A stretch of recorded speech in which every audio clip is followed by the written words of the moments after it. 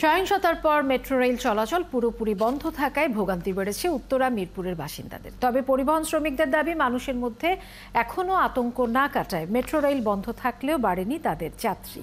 তবে metro rail বন্ধ থাকায় ভোগান্তির কথা জানিয়েছেন অনেক যাত্রী। রহিম রুমানের প্রতিবেদন।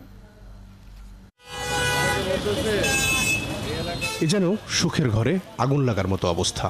কদিন আগেও যে মিরপুর 10 নম্বর গোল চত্বরে ছিল না যানবাহনের জটলা, এখন সেখানেই বাসের জন্য যাত্রীদের অপেক্ষা। মিরপুর বা উত্তরা থেকে মতিঝিলের পথের যাত্রীরা বলছেন, মেট্রো রেল চালু হবার পর পথের ভোগান্তি কিছুটা কমেছিল। নির্বিঘ্নেই চলাচল করা যেত কর্মস্থলে, কিন্তু হঠাৎই বদলে গেছে সেই পরিস্থিতি। যেখানে আমার সময় লাগে 4 থেকে 5 মিনিট, এখন আমার প্রতিদিন সময় লাগতেছে 1.5 ঘন্টার মতন। 5 মিনিট আর 1.5 ঘন্টা। আমি অফিস করতে মেট্রো রেল দিয়ে, আর এটাতে মাঝে মধ্যে আসতাম, কিন্তু এখন মেট্রো রেল বন্ধ হওয়াতে আমি এখন এই পাবলিক বাসে চলি আর কি। অসুবিধা একটু হচ্ছে, সময় বেশি লাগছে। মিরপুর 12 থেকে এই পর্যন্ত আসতে 1 ঘন্টারও বেশি সময় লাগছে, যেখানে 3-4 মিনিটে আসা যেত মেট্রো রেল করে। তাদের দাবি, আতঙ্ক কিছুটা কাটলেও এখনো তারা নিরাপদ বোধ করছেন না। তারপরও যারা পথে বের হয়েছেন তাদের অভিযোগ, ফিরে এসেছে আগের সেই বিড়ম্বনা।